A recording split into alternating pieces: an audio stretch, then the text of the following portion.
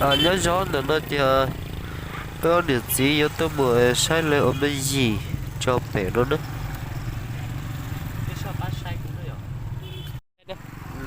cái sao bắt sai của tôi bây giờ cái một sai là ở bên sọn nó chỉ bảo tiền sao cho dùng đi chán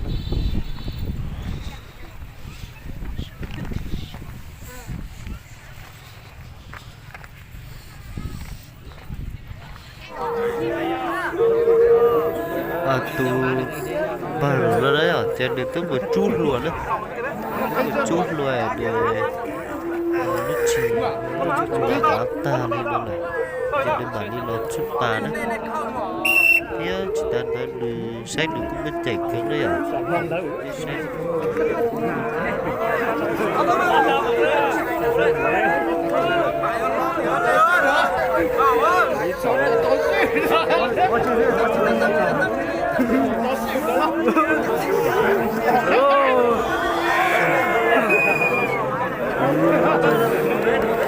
đó chụp bạn đất ta ra chỉ có 3 cái rồi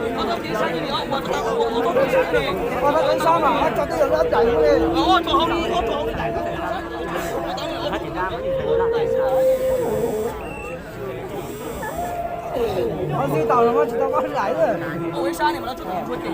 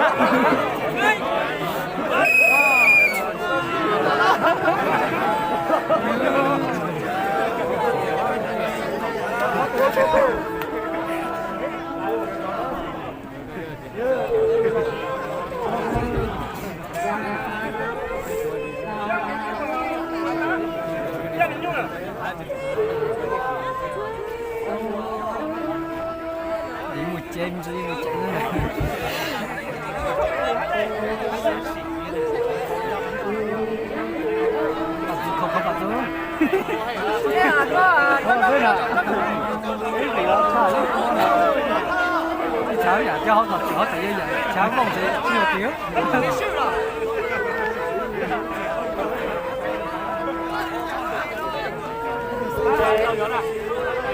giờ lao à cho sao vậy ta đây ở chỗ này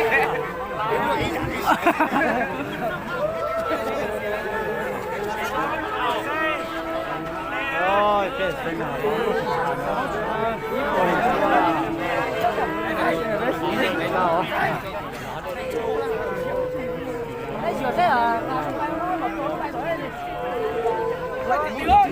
làm gì như nhau tới chột tận đấy mà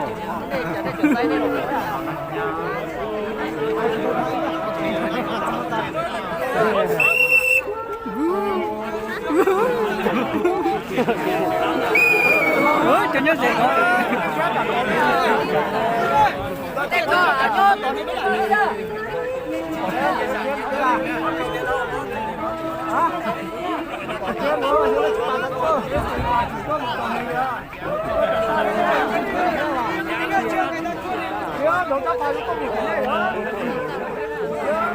Bắt đầu chưa?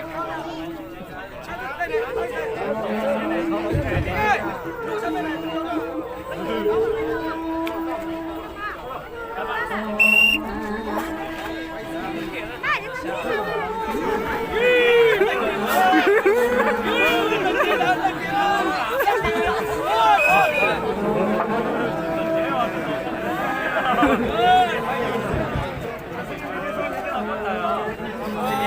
上面小么事嘞？这个嘞，上顶了，加油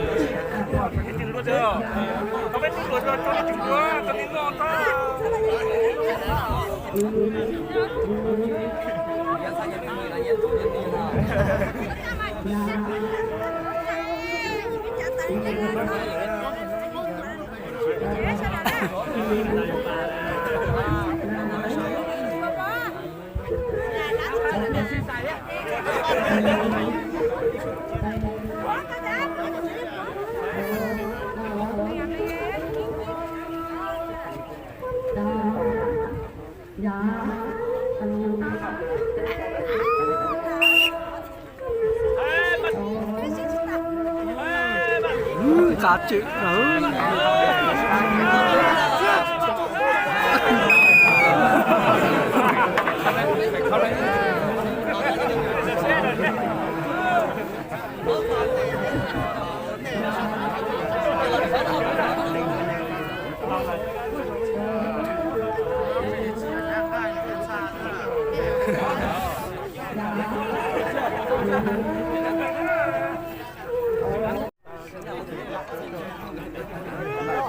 ta lão la là nó nhỏ được tao tao nó nhỏ được được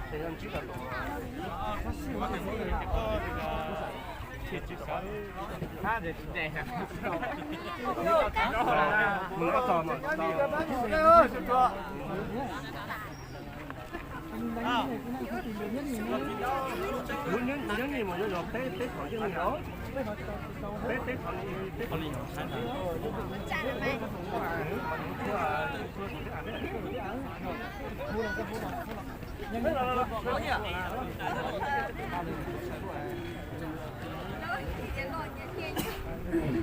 mày đó có thể chết mày hết rồi đó chân ba thế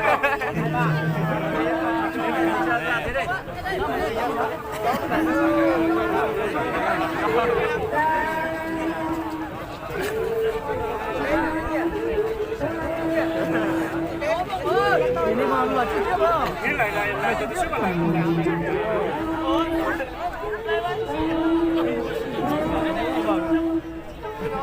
nó trốn vào cái đúng rồi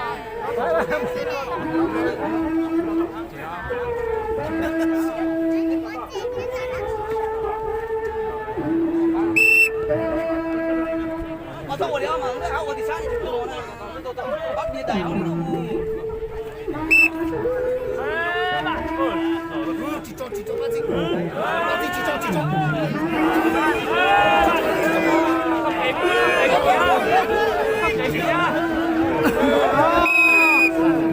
Không, có đẩy này không có.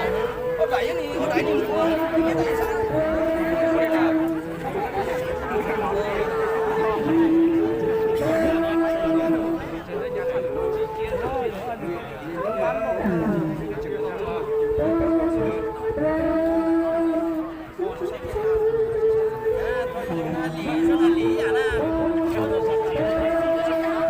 Có đẩy nhưng mà nó là có đẩy riêng người ta.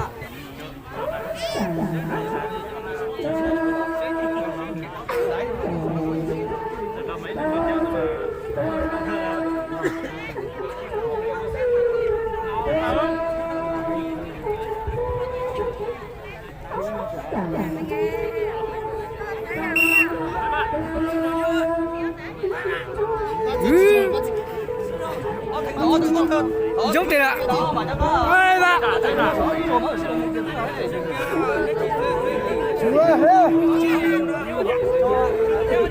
Ô, sẽ có cái gì gì?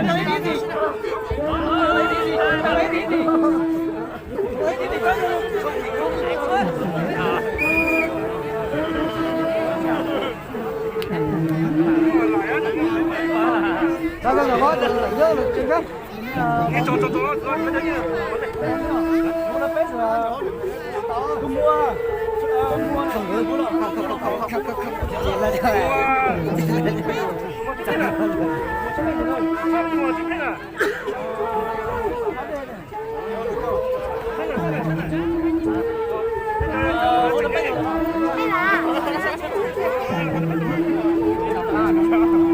bé thì mua chỉ ta cho có cho có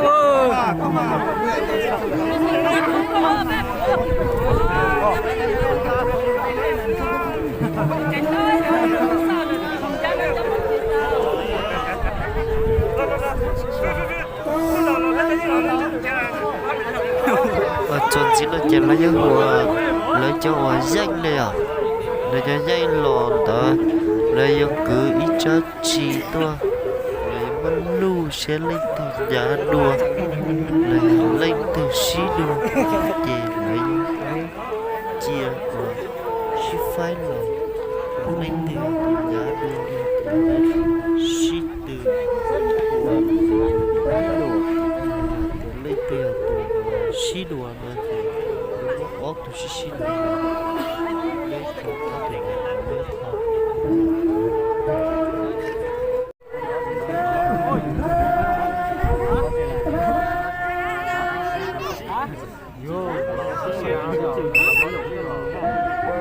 ok bé sao mới chơi bài đấy như vậy luôn Có tưởng là một tát tiền đó.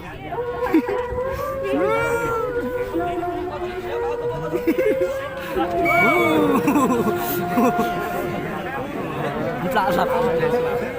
Chẳng là chết.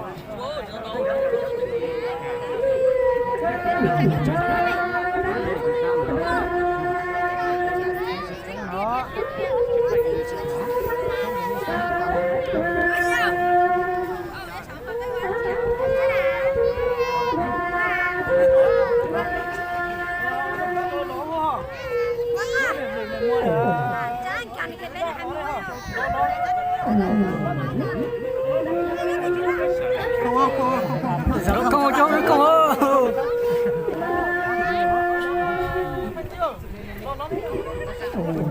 Bây giờ dạng như lại Cô từng đến đời dạ.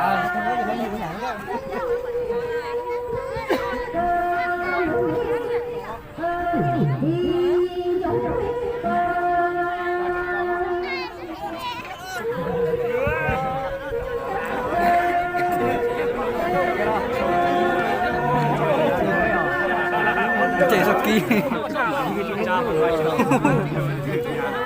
saki là mắm bông nữa.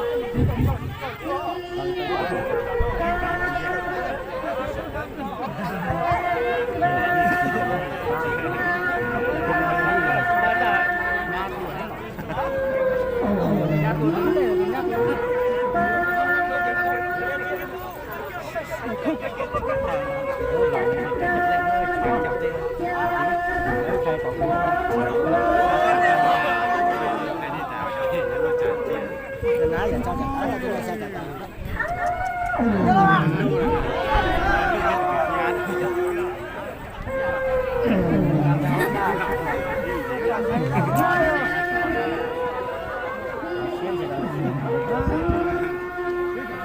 样该这样差的。这是当然是人家的理由，结果真搞定。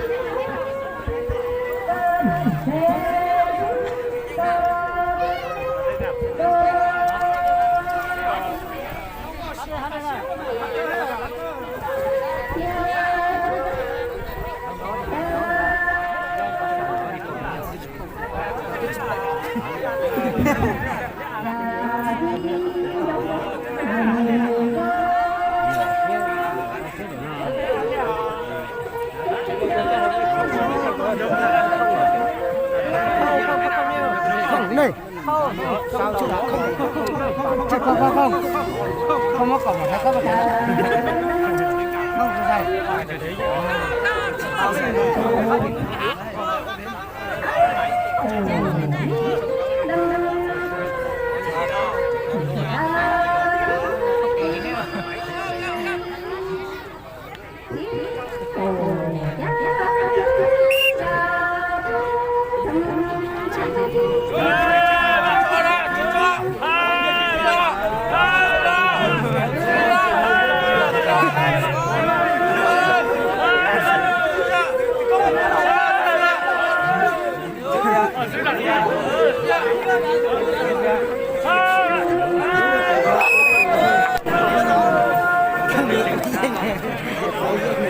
không đồ té đàn to